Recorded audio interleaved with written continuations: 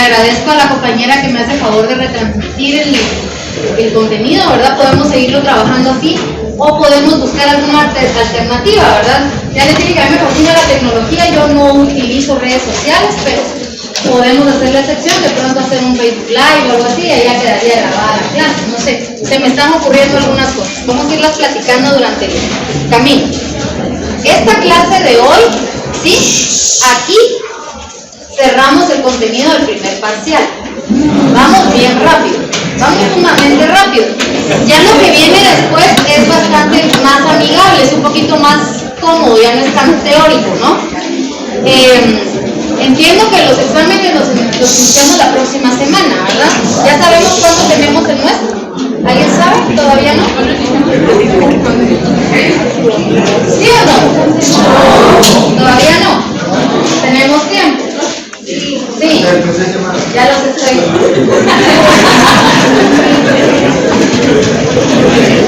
Bueno, lo podemos dejar para después de Semana Santa y los mando a estudiar los 5 días, así bien alegres. Miren, el examen va a ser sumamente sencillo, no se preocupen por eso. La verdad es que son de cosas que vamos a estar platicando acá. Hay que cumplir el requisito del parcial, ni modo, ¿verdad? Tenemos que cumplir. Si fuera por mí no haríamos examen, pero bueno, es parte de la reglamentación. Bueno, entonces vamos a continuar con las funciones del Ejecutivo. Y por eso les digo, yo quiero ir haciendo un orden en este curso, porque no nos vamos a ir perdiendo, ¿verdad? La brújula es primero Ejecutivo. Cuando ya entendamos bien cómo funciona el Ejecutivo, podemos pasar al resto, ¿sí? Si todavía tenemos una clase más, vamos a poder ampliar, vamos a poder hablar un poquito sobre otros temas relacionados con las dependencias del Ejecutivo, que también son sumamente importantes. Bueno, ya sabemos cuál es la función del Ejecutivo, es un efecto de cascada, primero está el presidente y luego viene delegándose la segregación de funciones, se llama, ¿sí? Así lo establece la ley, se llama la debida segregación de funciones. Ese es un principio de la administración pública. Entonces va cayendo así. La idea de que yo les mande el material es para que podamos tener una retroalimentación. En el momento que ustedes quieran platicar, platicamos, ¿sí? Esto es de ida y vuelta, esto es una clase no magistral, a mí no me gusta eso, podemos hacer un aula invertida. ¿Cuántas presentaciones nos va compartiendo? Ahorita les llevo 4, pero van 5. La anterior no se las cargué. ¿De esas 5 o de Sí, pero puede ser, miren, se recuerdan que yo les enseñé mi libro de Derecho Administrativo, que es el que utilizo como base teórica, ¿verdad? Porque todo lo demás viene de la práctica.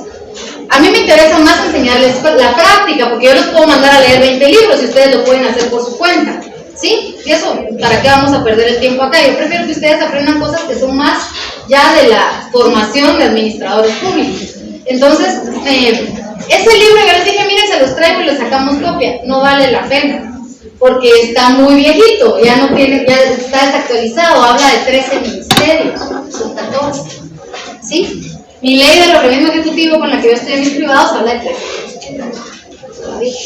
Entonces, no, ¿verdad? Tuve que pasarme a traer bueno, yo utilizo Infile, entonces ahí puedo consultar, esa me sirve todo el tiempo. Y esa es la ventaja de las leyes, ¿verdad? Ustedes las pueden consultar en cualquier momento, porque por eso se publican en el diario oficial, para que cualquiera las pueda consultar, ¿sí? Entonces, el día de su examen no se les olvide su constitución y su ley del organismo ejecutivo, porque por ahí vamos, ¿verdad? Esas las pueden consultar sin ningún problema. Lo único que no van a poder consultar son sus dispositivos electrónicos, porque a mí me fascina la IA, pero aquí estamos en un aula universitaria, aquí todavía no. O sea, ahorita yo quiero formar un criterio en ustedes, que ustedes puedan analizar por su cuenta. Va a llegar el día que ustedes van a poder usar la IA. Pero yo les decía, y eso tengan mucho cuidado, con materia jurídica la IA no funciona bien, ¿sí? Porque utiliza fuentes de todo el mundo y no todas las legislaciones varían muchísimo de un lugar al otro. Entonces siempre hay que revisarlo. Yo no digo que no la usen, úsenla, pero revísenla. Y eso se puede hasta que uno ya maneja el tema, ¿sí? Bueno, ahorita no. Pero sus leyes sí, las leyes ustedes las van a poder consultar, hasta en el privado uno sacar las leyes, ya no digamos aquí, ¿verdad? Esas, como les digo, nada de eso es secreto, todo eso es público para que lo podamos utilizar. Bueno, hablamos de las funciones de los ministros. ¿Por qué quiero que tengan bien claras las funciones de los ministros? Nos vamos a adelantar un poquito en el tiempo y vamos a ir, más bien esto les va a quedar de tarea. Quiero que vayan a buscar las funciones que la Constitución le asigna al Congreso de la República y en específico a los diputados. Vamos a hacer un ejercicio en la próxima clase, que solo por presentarse van a tener puntos si participan, por supuesto, ¿verdad? Son puntos extra que les pueden salvar la vida. Funciones del organismo legislativo, específicamente las de los diputados. ¿Cuáles son las atribuciones y las funciones que la Constitución le asigna a los diputados? El ejercicio que vamos a trabajar la próxima semana, ya sabiendo cómo funcionan los ministerios del Ejecutivo como cúpula central del Estado, vamos a platicar un poquito sobre algo que es, de cierta manera, un quehacer diario, ¿sí? Vamos a hacer un ejercicio de cómo funciona una interpelación o una citación. Ah, sí, ahí estamos. ¿Alguien sabe?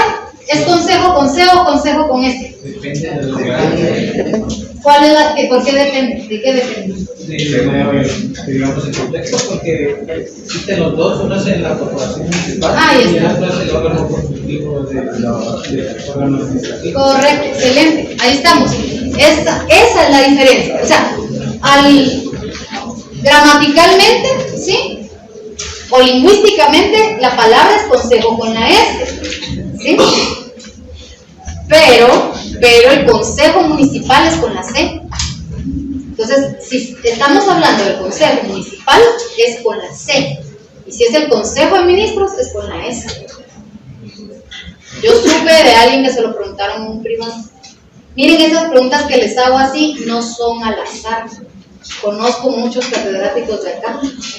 Sí, yo estudié, hice mi preparación de privado acá en el programa permanente. Entonces, a mí nada me cuesta pasarles esos tips. Oye, no se asusten, eso es otra charla.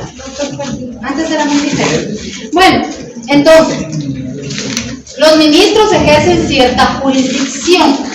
Hago el énfasis en cierta porque la ley les da algunas facultades, sin embargo, hay duplicidad de funciones en el ministerio. Ya lo veremos ahorita. Tienen que gestionar el talento humano porque son los responsables del nombramiento y de la reclusión de su personal. Tienen una autoridad legal que es refrendar decretos. ¿Se recuerdan que hablamos del refrendo? Para quienes estuvieron en las clases virtuales, el refrendo es algo muy importante, ¿sí? Yo les vuelvo a repetir, yo sé que por aquí van a haber ministros y ministras, estoy segura de eso, directores. Yo estuve en estas aulas también, y ahí va uno.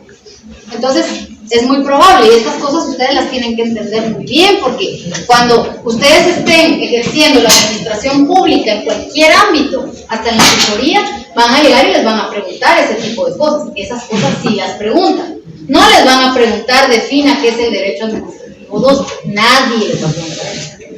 Ni les van a decir, ay, mire, Lick, ¿será que usted me puede definir qué es la administración pública? Tampoco. O sea, a mí en 20 años nunca me lo han preguntado. Nunca. Ah, pero sí me han preguntado, miren, ¿y cómo podemos hacer para saltarnos un poquito la tranca de todos los dictámenes para este acuerdo gubernativo? Y ahí está uno peleándose con los asesores de Secretaría General de la Presidencia. Ahorita vamos a ver qué es eso. Entonces uno le dice, mire, pero lo puede hacer por conducto y su ministro lo puede refrendar y es mucho más sencillo y es más rápido y la PGN solo va a necesitar un dictamen concluyente. Eso es procesal, pero pues desde ahorita podemos irnos formando para la administración pública porque es cuadrada como no tienen idea.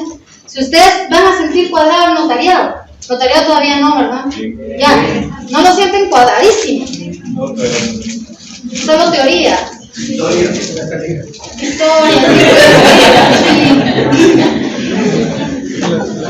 Sí, todavía no hay documento público aquí. Nos dejan hacer planas. ¿Planas?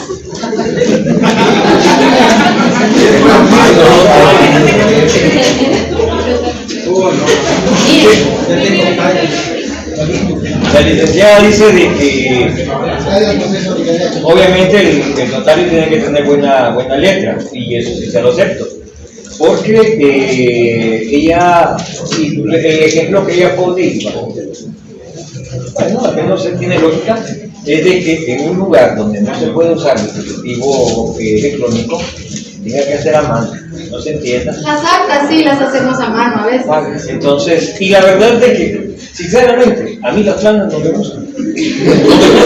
Yo creo que a nadie, pero me está sirviendo. ¿Es la licenciada de la Pineda? Sí. Ella me examinó en el privado de notariado. Pero bastante bien, la verdad, están haciendo óvalos y dibujitos y las letras, menos. Miren, les voy a decir algo. La caligrafía es una expresión humana, ¿sí? Ninguna otra especie se comunica por escrito. Sí se comunican de otra forma, pero jamás por escrito.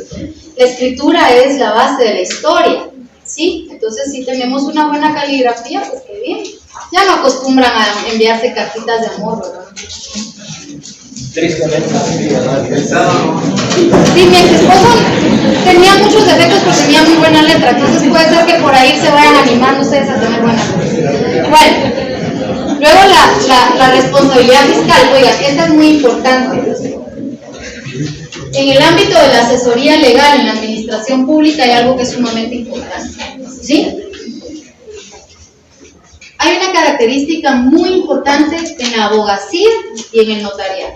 Ustedes lo van a encontrar en el Código de Notariado como una obligación y también en la ley del organismo judicial como una obligación. Son distintas las obligaciones del abogado y las obligaciones del notario. En este momento ustedes ya tienen que empezar a hacer esa diferencia. No se les olvide que ustedes están para 3 titulaciones distintas. Pero es lo mismo el licenciado en Ciencias Jurídicas y Sociales, es aquel que analiza, aquel que se pone en el plano abstracto de la ciencia del derecho, el abogado, que es el que ejerce una defensa técnica en cualquier ámbito, o el notario, que es el que puede elaborar, faccionar y autorizar documentos públicos. O sea, hay una gran diferencia entre las 3 profesiones, ¿sí? Que las ejercemos en conjunto, porque tenemos un sistema latino, pues qué bendición, ¿verdad? Eso es un plus. Miren, de veras, yo he escuchado y me ofende tanto escuchar eso que dice que un título de abogado y un vaso de agua no se le niega a nadie. Ay, ya nos quisiera ver aquí, cerrando, allá en el confesionario, que a uno le topan las rodillas con el examinador pasando el privado, sacando la práctica, haciendo la maestría por tesis. No sé cómo funciona ahora. No es cierto. Y créanselo, chicas, ser abogado fuera de la San Carlos, los guardias, a donde uno llega. Fíjense, para que se animen un poquito, yo tuve la bendita oportunidad de estudiar en la Universidad Católica de Chile. Yo soñaba, cuando yo estaba sentada aquí con ustedes, yo decía, bueno, hay 3 universidades tricentenarias en América, yo quiero, aunque sea, pararme en las 3. Y lo hice. Me tomó mucho tiempo y me tomó mucho esfuerzo, pero recuerdo que cuando yo fui a la Universidad Católica de Chile a traer mi título, yo llegué y había una fila de todos los que habíamos estudiado la maestría, es posgrado más bien, y había una fila para que nos apuntáramos y íbamos a entrar a un auditorio. Y miren, cuando yo llegué, o sea, todos pasaban y X. Y vino la persona y me dijo, usted es de la tricentenaria, me dijo. Yo, sí, pero no de la pontificia, le dije, soy de la tricentenaria Universidad de San Carlos. Sí, de la Carolina, yo, sí. Pase adelante. Y miren, se los juro, me sentaron adelante. Me trataron muy diferente. No es cualquier cosa. Cuando les pongan el bonete, pesa 350 años. Entonces, créanse. Ya empecemos a diferenciar qué obligaciones tenemos. Entonces, ahí viene un principio. En la administración pública, uno de los principios es el principio de lealtad. ¿Sí? Ya sea porque ustedes son el ministro, la ministra o la autoridad que tiene delegada una responsabilidad tanto administrativa como fiscal, ¿sí? Si ustedes están ejerciendo la asesoría técnica legal en ese lugar, ustedes le deben lealtad a esa autoridad. Es lo primero que deben ustedes hacer, es saber qué cosas puede y qué cosas no puede hacer ese funcionario, porque la responsabilidad es solidaria de parte del Estado hacia ese funcionario. Además, cualquier responsabilidad penal, administrativa, de cualquier naturaleza que derive de sus actos o de las cosas que firma, pues, va a durar 20 años. no prescribe igual que cualquier otro delito, ¿sí? Hasta el de desobediencia, pues, ¿sí? De 2 a ¿qué tiene? De 2 a 5 años tiene la desobediencia, depende. Debería de prescribir ¿en qué? 3 años. No, para el funcionario prescriben 20, ¿sí? Entonces, por esa responsabilidad fiscal, administrativa, penal o cualquiera que derive de la acción que tiene un funcionario, también el abogado es responsable, ¿sí? No es una, o sea, de verdad, no es un logro que le iban a dar 80 años de prisión, pero solo le dieron 50, porque en Guatemala es la máxima. No, eso no es logro. Entonces evitémoslo, eso se llama lealtad procesal, ¿sí? Eso lo tenemos tanto como notarios. Bueno, como notarios nos vamos al bote por falsedad o por cualquier otra cosa, pero como abogados también, Pato, tenemos esa responsabilidad. Bueno, entonces, para hacer un poquito más digerible el listado de ministerios, yo se los fui colocando como, no sé, como por materia, vamos a decirlo así, pero en realidad todos los ministros tienen las mismas calidades, las mismas prerrogativas, todos gozan del derecho de inmunidad o ante juicio, ¿sí? Entonces, les puse el primer pilar en la gobernanza y la seguridad. Ahí aparece el Ministerio de Gobernación. ¿Por qué siempre colocamos al Ministerio de Gobernación? Porque el ministro de Gobernación es quien refrenda casi todos por regla general los acuerdos gubernativos. No hay un gabinete específico en donde no esté gobernación. No existe, ¿sí? Es como el segundo al mando del presidente, no el vice, el ministro de Gobernación. Por eso esa es una de las carteras más complicadas. Por eso, desde hace más o menos 20 años, ningún ministro de Gobernación ha durado el periodo completo. Vayan a la historia. Entonces, vayan pensando si ese ministerio es el que le quieren apuntar. Yo no lo recomendaría. ¿Qué manda? Es cruel, es cruento. De hecho, sí. De hecho, sí, se relaciona con todos los ámbitos de la administración pública. Entonces, es el encargado de la seguridad pública, orden público y seguridad ciudadana, entre otros. Para empezar, tiene a su cargo la Dirección General del Sistema Penitenciario. ¿Cómo está el sistema penitenciario? Ya fueron a la cárcel, ya no hacen las jornadas penitenciarias. No fueron a conocer la cárcel. Qué lástima, porque uno puede entrar ahí solo siendo estudiante o cuando uno ejerce el derecho, pero no lo. Fíjense que uno ya litigando puede ir a las carceletas, pero hasta ahí. Como estudiante uno puede entrar mucho más allá. Lástima que ya no las hacen. Miren ustedes, uno dice, ay Dios, que me lleven, que me arresten, ¿qué me importa? Yo conozco abogados que me saquen. ¿Alguien ha pasado una noche en la carceleta? ¿Y cómo es? Horrible. O sea, y decirle horrible todavía es piropo. Las carceletas están diseñadas como para, ¿qué? 5 personas, hagan de cuenta, meten 40. Y yo estoy exagerando. Yo recuerdo las carceletas de Antigua. Yo tenía muchos años en Antigua. Y miren, esas carceletas son como para 2 personas. Ay, de verdad, yo llegué a ver ahí 20 personas metidas. Y ahí mismo está el baño. Ahí mismo, dentro de la carceleta. Es horrible. Miren, yo si les ruego, nunca me vayan a llamar desde la carceleta. Yo odio ir a la carceleta. Veo las de aquí de Torre del Tribunal, las odio. Son espantosas. Y eso es el arresto, o sea, la primera fase donde uno está esperando a que el juez lo escuche, porque no es cierto que escuche en 6 horas. En 6 horas motiva, que escuche, y si cayeron en el bote un viernes en la noche, tal vez los motivan en la madrugada y esperan hasta el lunes, martes a que venga la audiencia. Así es la práctica. Ahora, yo les recomiendo a todos, con todo mi corazón, que jamás caigan al bote. El bote es horrible, horrible, es espantoso. En alguna oportunidad fui a alguna requisa, ay, por el amor de Dios, yo no sé, yo tenía miedo de salir hecho un saco de huesos. Y le dicen a uno, te van a hacer ceviche y aquí, yo no, Señor Jesucristo, ¿yo qué hice para merecer esto? Es parte de, ¿verdad? Es parte del ejercicio. Y miren, desde ahorita empiecen a quitar esa venda de los ojos. Guatemala tiene la mala costumbre de generar una agenda dentro de un proceso administrativo, penal, de cualquier índole, a partir del clamor popular. El clamor popular no es agenda, ¿sí? Jamás va a ser una agenda. Creo que es importante que desde ahorita empecemos a pensar que en algún momento ustedes se van a sentar a la par de un narco, a la par de un marero, a la par de lo que sea, y lo van a tener que defender, porque esa es la lealtad a su profesión. ¿Y qué les queda?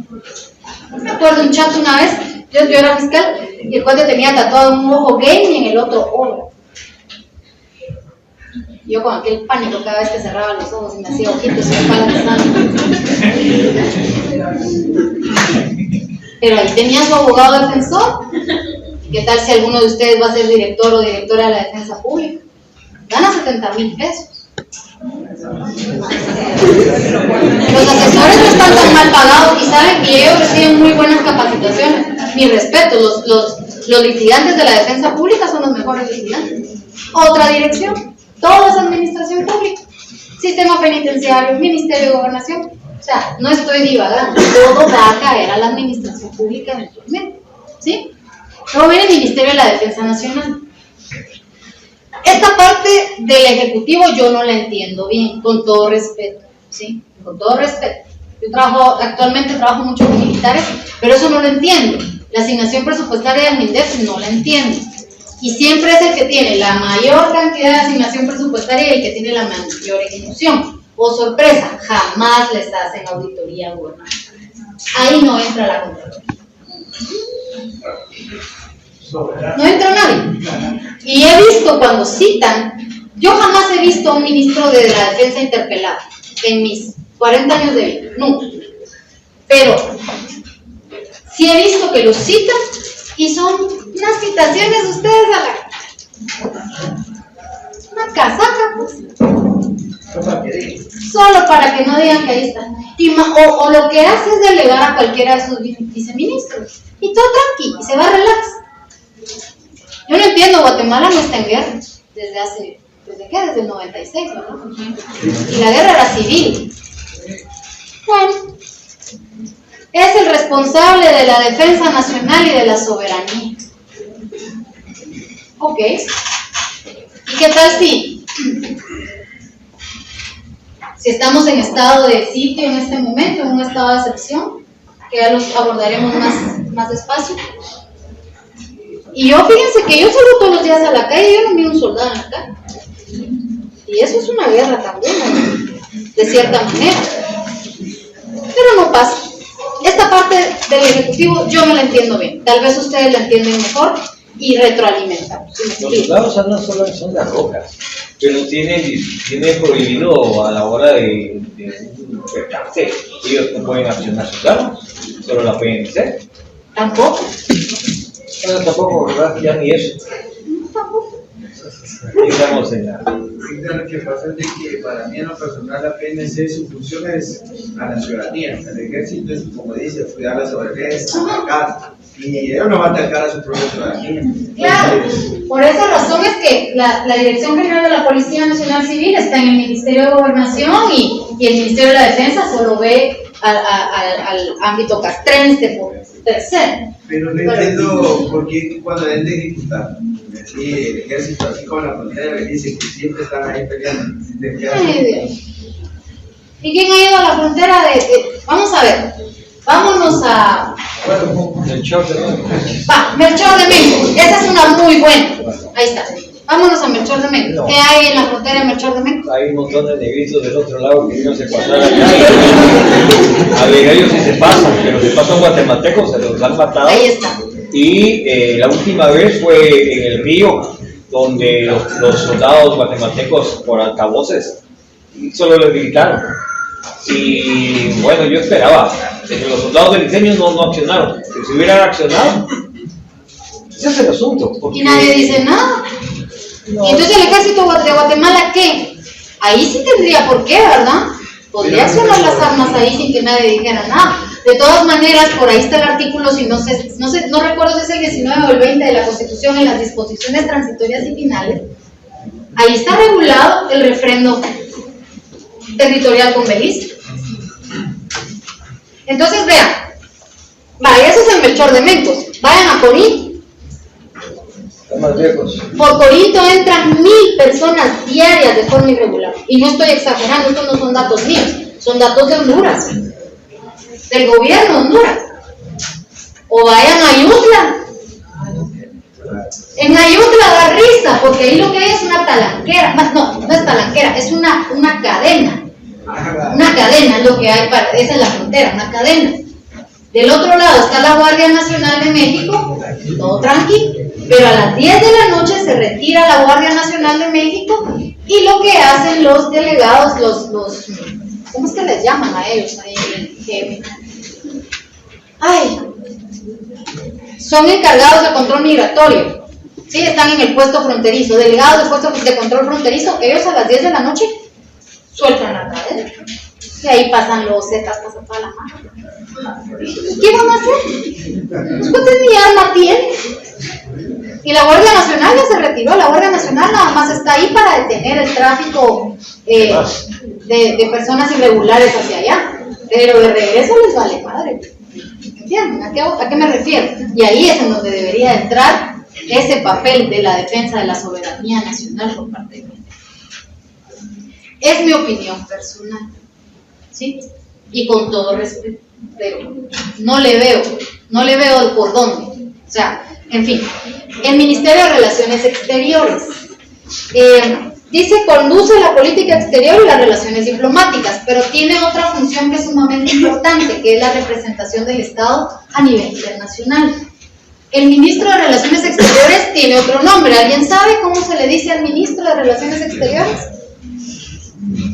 ¿Alguien ha escuchado? El canciller, muy bien, es el canciller del Estado. ¿Qué significa canciller? Representante, ¿sí? O sea, básicamente en cuestiones oficiales, cuando asiste el canciller o que le invitan a él hace el papel de presidente en el extranjero, en el exterior, con todas las funciones que le asisten al presidente.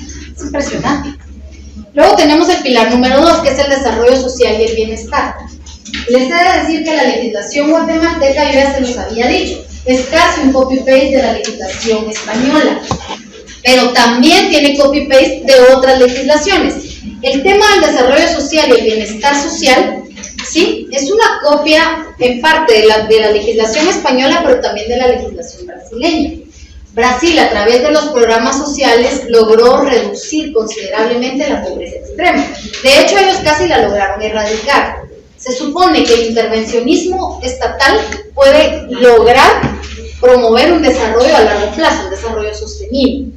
Pero, ojo, ¿sí? La intervención del Estado no es lo mismo que la subvención del Estado, ni mucho menos un Estado protectorista. Esa no es la cosa, ¿sí? Aquí se genera y aparece un ministerio que es el más nuevo, el más reciente, que es el Ministerio de Desarrollo Social, como la piñata del Estado. ¿Ustedes saben cuál es la función del Ministerio de Desarrollo Social? ¿No? Es abordar el problema de la pobreza y la pobreza extrema y la malnutrición. 3 ejes. Pero ahí ustedes van a ir a ver a Mides que ellos se encargan hasta del subsidio del transporte al adulto mayor. Nada que ver. Nada que ver. ¿Sí? Porque por muchos años había sido la piñata del Estado. ¿Sí? A través del Mides era que se entregaban las laminitas. ¿Sí saben a qué me refiero? Entonces, ese es el problema. Y las bolsas también. Y las bolsas. Vean, el Ministerio de Desarrollo Social ejecuta políticas de desarrollo social. La idea es que la intervención del Estado sea progresiva y temporal, no para siempre, ¿sí? En su momento, por ejemplo, uno de los programas que se llama Bono Social se entregaba a las familias por cada niño entre los 5 y los 15 años. Y allá iban las señoras cada año otro güiro. Por 300 pesos. Tener un hijo cada año. Miren, yo tengo un hijo. Ya vamos a irnos conociendo. Yo tengo un hijo. Y de veras, yo no sé ni cómo. No sé, de veras. Ya está próspero entrar a la universidad y yo digo, ¿y en qué momento creció esta cosa? Por 2. ¿Qué les diré? Aquí los que son papás entenderán.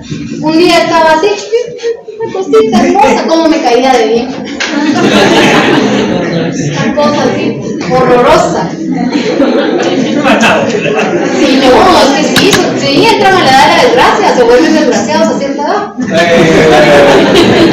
O desgraciados, da lo mismo, si es niño o niña, es igual. Piénsenlo. Yo sí, miren, tengo un hijo de la raza humana. Tengo 2 de la raza gatuna y 1 de la raza perruna. Tengo entonces en total 4. Pero me llevo mucho mejor con los gatitos. No, de verdad. ¿El hijo vive con el papá de Flama? ¿Qué mandas? Vive con el papá de Flama. ¿Mi hijo? Ajá. No.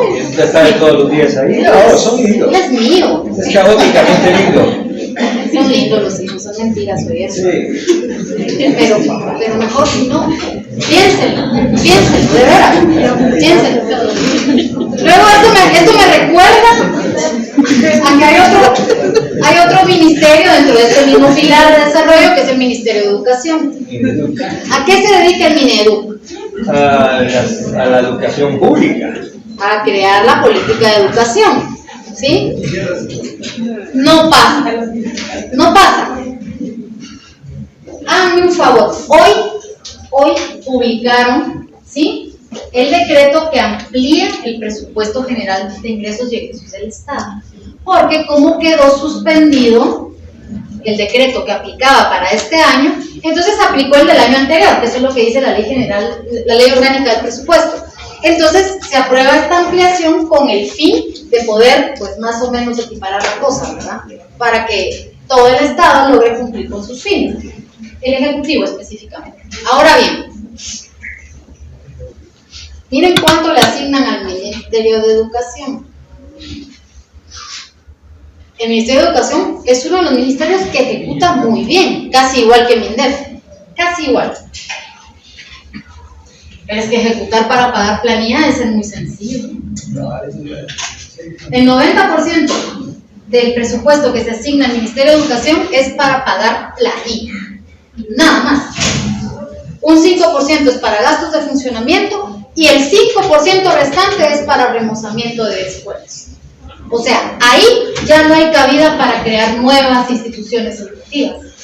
Y para mi gusto, para mi leal saber y entender, lo más importante es que las personas se eduquen. Eso pienso yo.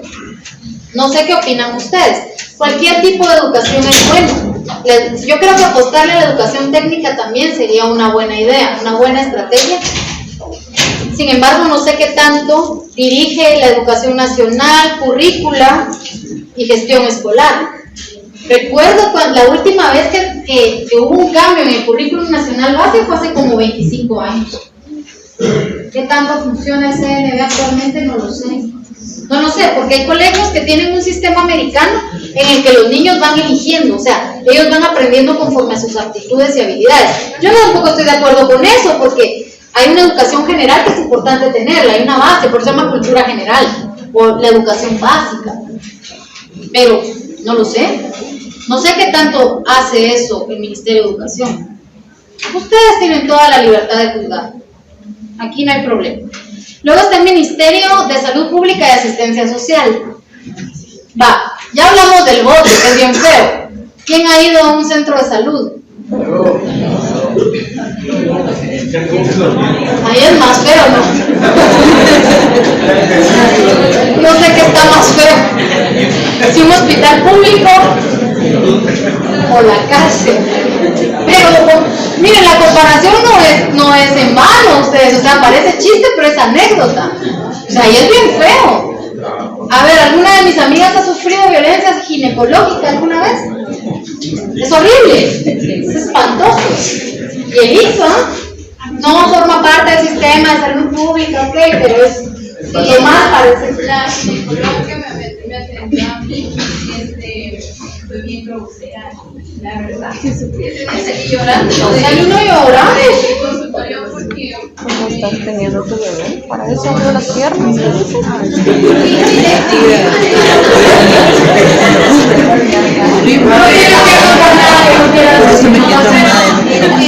tal vez no me pasó a mí, pero considero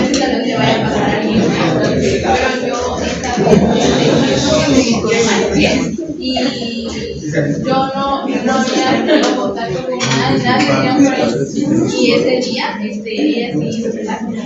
Y yo me asusté, claro, no era que salí llorando y me dice, ¿por qué llora? Y yo, porque yo había dicho que yo y me asusté, yo salí que llega el trabajo y yo, lo siento, Molo, lo lamento, me solidarizo contigo, qué cosa más fea.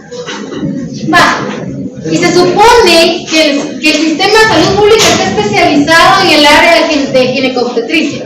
Lo demás, alguien ha tenido la mala experiencia de quebrarse una pierna, un brazo, y tener que ir al... ¿Y cómo te fue? ¿Nos quieres contar un poquito?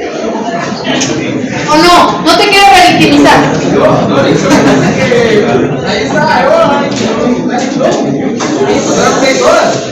me dijeron, mire, si quiere que lo atendamos, el médico ya se pegó el fondo. Ay, madre santa. Y yo así como que no voy a hablar con mi hermano, sí, hombre, en eso para uno. Y ahí vamos a ir empezando. Miren, y ahí es donde entran las críticas y donde podemos empezar a pensar en cuestiones ideológicas y políticas. ¿Sí? Porque por ahí alguien me dice, Dios me libre, me decía alguna vez, parar como Venezuela, socialistas. Y yo, ¿okay? ¿Y qué es el socialismo? O sea, ¿qué onda con eso? ¿Qué hay en el socialismo que es tan nefasto? Es que no creen en Dios. Es que ¿qué? ¿Cuáles son las características de una sociedad socialista? De un sistema económico socialista. Dime. Sí. Lo que se busca es eliminar los intermediarios. Ahí está. Lo que se busca es reinvertir en la misma población. Exacto. ¿Y cómo lo logran? Nacionalizando los bienes del Estado. ¿Qué hay? ¿Qué bien del Estado de Guatemala le pertenece al Estado de Guatemala? No tenemos trenes. Que ayudaría muchísimo en la movilidad, por lo menos desfogaría la zona, o sea, se podrían usar como tipo zonas francas.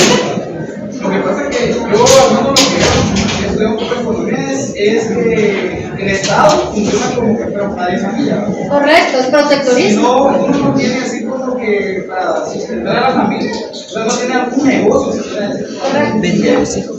Bien que está. Y Guatemala tiene mucho dinero, de la DEA. una comunidad que extrae cada hora cada y todos los materiales más. La base de minería que ni siquiera le pagan el 3%. Entonces vivimos bajo los otros desde Estados Unidos. O de la deuda pública. Respondemos a la deuda pública. Va. Y entonces por esa razón tampoco los servicios son nacionalizados, ¿verdad? Todos tenemos un teléfono celular o tal vez dos, pero solo hay dos compañías y las dos son extranjeras o por lo menos son de capital extranjero. ¿Sí? ¿Me entienden a qué me refiero? Entonces el sistema de salud, al menos el que sí le pertenece al Estado, es ineficiente. ¿Y qué hacemos?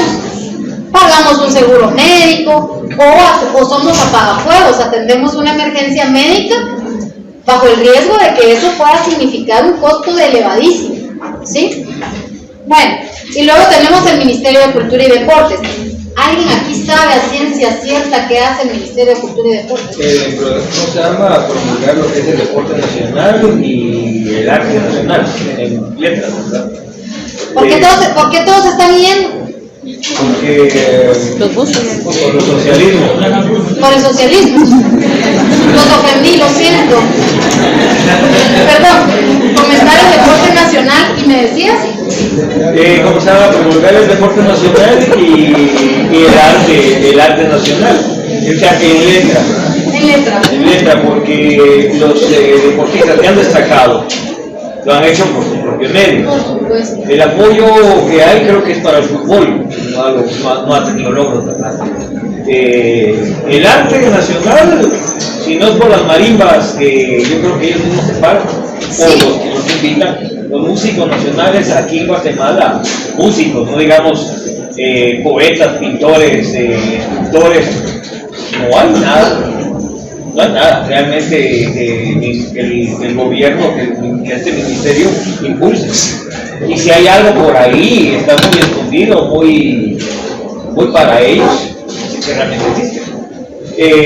Yo me acuerdo que habían noches de la Sinfónica en el Teatro Nacional, entrada gratis. Yo no lo oí, después de hace como 15 años ya no oigo nada de eso. No. ¿Y el patrimonio cultural? Eso sí. Hacen las declaratorias de patrimonio cultural o hacen las solicitudes a la UNESCO para que se declaren bienes intangibles de la humanidad. Eso también lo hacen. Es una función que más que el otro. Sí, miren, el Ministerio de Cultura y Deportes tiene como función fomentar la cultura, el arte y actividades deportivas, tal como tú lo dijiste. Pero no sé qué tanto eso es rentable en Guatemala. Dicen que los artistas pueden parar viviendo debajo de un puente. Pero eso es estructural también. Les he de decir que es estructural. Yo recuerdo un ministro de Cultura que no sabía quién había diseñado el Teatro Nacional. Creyó que había sido Miguel Ángel Asturias y que por eso se llamaba así. Pero no, ¿verdad? ¿Alguien sabe quién fue? Efraín Recinos, el maestro Efraín Recinos. Que casualmente, ¿saben qué también diseñó él? Sí, ¿y qué otra cosa? No estoy segura si la biblioteca. Está enfrente de Hicks también, ¿no? Sí. También el monumento que está en el Parque de la Industria. Sí. Todo eso. Bueno, luego tenemos el pilar número 3, que es economía y finanzas. Este es sumamente importante. Miren pues, no subsiste ninguna empresa o institución pública sin un área jurídica o un área financiera. Otra vez se los digo porque ahí van a estar ustedes. ¿Sí? Entonces, por ahí tenemos el Ministerio de Finanzas Públicas. ¿Qué hace el Ministerio de Finanzas? Ahí sí chambea. Ahí sí me consta. Me consta que esa pobre gente está con la cabeza quebrada de todas las formas posibles. Ellos administran las finanzas del Estado y el presupuesto nacional. Finanzas lo hacen. Ellos tienen que crear el acuerdo gubernativo. Escuchen, este es sumamente importante. Yo he escuchado que le preguntan cuando ustedes llegan a derecho financiero y pierden con el Henry Almengor. Ay, papá. Ay, todos los años aparece un acuerdo gubernativo. Por lo regular es el 1/2026. ¿Sí? Ya sea que lo emita el Ministerio de Finanzas Públicas o lo emite el Presidente de la República con refrendo del Ministro de Finanzas. Este acuerdo se llama Reglamento para la Distribución Analítica del Presupuesto General de Ingresos y Gastos. Miren, patos, esa es básicamente la esencia del asesor jurídico en la administración pública. Sí, miramos números en derecho. Sí, miramos números en derecho. No se crean, no somos cualquier cosa, pato. Entonces el Ministerio de Finanzas emite esta distribución analítica y sobre esa base el Ministerio o la dirección o la secretaría en la que nosotros somos asesores va a poder ejecutar. ¿Sí? Ojo, aquí. El Ministerio de Finanzas lo hace, asigna el presupuesto, ingresa al sistema de contabilidad integrado del Estado y ya lo tiene la dirección o el Ministerio. Ok, ¿qué hace el Ministerio con eso? Esos ya son otros 50 pesos, eso ya no es problema de finanzas. ¿Sí? Por ahí está, miren, la dirección técnica del presupuesto de finanzas también es sumamente importante. Porque si la dirección técnica de presupuesto dice, mire, fíjese que eso que usted me está pidiendo, esa ampliación presupuestaria o esta reducción, no le va a salir, no le va a quedar bien. Ellos tienen ese análisis. Si, por ejemplo, yo lo que quiero es crear este listado de plazas en el 011, en el 022, la dirección técnica de presupuesto tiene que emitir un dictamen y me va a decir, mire, fíjese que tal vez usted ahorita siente esa necesidad, pero de aquí a 5 años, ¿será que ese 011 le va a seguir funcionando? Finanzas sí hace su chance. Yo creo que es uno de los pocos ministerios que yo les puedo decir sí tienen una alta capacidad técnica. Y al final de cuentas, como les digo, si no sabemos administrar el dinero del Estado o el propio, la cosa no funciona. Todo va a caer ahí. Miren, el 90% de los problemas suyos y no se resuelven con dinero. Se los aseguro. Lo mismo es el Estado, ¿verdad? Todo lo resuelve el Estado mediante préstamos. La forma en que el Estado adquiere sus bienes o su liquidez, ¿no? Es a través de la recaudación tributaria y los préstamos. Y vergonzosamente a través de las remesas. Vergonzosamente. Habiendo tanto que podemos producir. Bueno, el Ministerio de Economía. ¿Por qué es diferente el de finanzas del de economía? ¿Qué hay de diferencia entre uno y el otro? Suenan muy parecidos, ¿no? La economía y las finanzas serán lo mismo.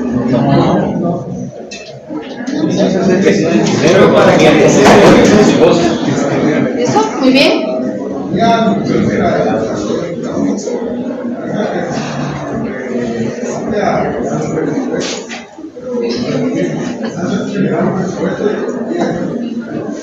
Correcto, ambos tienen razón. La diferencia es que una cosa es el abstracto, ¿sí? Incluso el promover mejoras a la economía, el pensar en cuestiones que son preventivas, que eso es lo que hace la economía como ciencia. Y la otra es la disponibilidad, lo que yo ya tengo, ¿sí? O lo que yo proyecto. Las matemáticas no mienten, no se equivocan, es una ciencia exacta. Entonces yo puedo prever que el presupuesto o la recaudación, si la recaudación fueron 180,000 millones el año pasado, por lógica, si va a aumentar el Producto Interno Bruto en un 10%, esa recaudación va a aumentar en un 10%. Así de simple, simples matemáticas. Pero el Ministerio de Economía ve otra cosa. ¿Qué hace? Fomentar el desarrollo económico, el comercio exterior y la inversión. Hoy yo escuché una, y ya con esto lo vamos a ir dejando porque ya todos se nos fue, o la mayoría, o la mitad. Bueno, vean, hoy escuché a una entrevista con un productor agrícola. Era alguien de la Cámara Cámara del Agro de Guatemala. Y el cuate estaba despotricando en Radio Nacional.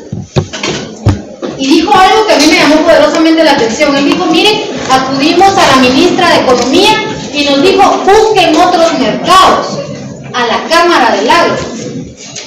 Y el cuate, yo dije, ay Dios, este tiene toda la razón de estar enojado. ¿Por qué tenía razón de estar enojado? Porque es función del ministerio buscar otros mercados, otras inversiones, otros lugares donde producir, a donde exportar. Es su función. ¿Sí? Yo no voy a exportar cocos, por ejemplo, a Belice. O sea, ¿cómo por qué? Café a Colombia, ¿no? Entonces, pero eso es un análisis económico, macro, ¿sí? Eso es sumamente importante. Y por último, y muy parecido a todo esto, está el Ministerio de Trabajo, que regula las relaciones laborales, el empleo y la salud ocupacional. ¿Sí? ¿Alguien de ustedes ha tenido que acudir a la Inspección General de Trabajo alguna vez? ¿No? Yo sí iba a buscar trabajo. Está bien. ¿Y conseguiste? No. Sí, me imagino. Lo sospecho. Pues, ¿qué te diré? La Inspección General de Trabajo, por ejemplo, tiene una labor seria, ¿verdad? Ellos son los que orientan y son los que realizan la primera proyección o la primera cálculo de liquidación. Y básicamente sobre esa base es que los jueces resuelven. Laboral, sí, ya vimos aquí, ¿verdad? Sí, va. Proyecto de liquidación viene de la dirección, de la Inspección General de Trabajo. Incluso si ustedes se meten a la página, ahí hay una calculadora, ahí ya les sale cuánto es. ¿Se acuerdan? Aquella proyección de los últimos 6 meses y bla, bla, bla. Eso lo hacen. También tiene la política laboral, ¿verdad? Tienen que decidir sobre el salario mínimo, que a veces sube, a veces no. Este ha sido el único gobierno que ha aumentado en varios, o sea, ya el 5% de aumento al salario mínimo es bastante. En términos generales esto es positivo, en términos generales. En términos de macroeconomía no lo sé. Aún así creo que es positivo porque alivia un poco las finanzas de las personas. Bueno, vamos a dejar las secretarías para la próxima clase porque ya les veo así cara como de que ya alguno va a empezar a decir, bueno, no me gusta que me digan así. Pero yo también, yo no nací de esta edad, yo también estuve ahí. Entonces nos veo en la próxima clase y por favor, no se les olvide qué hace el Congreso de la República, porque la otra clase ya la hacemos de las 5:30 a las 7, tenemos más tiempo, no van a estar tan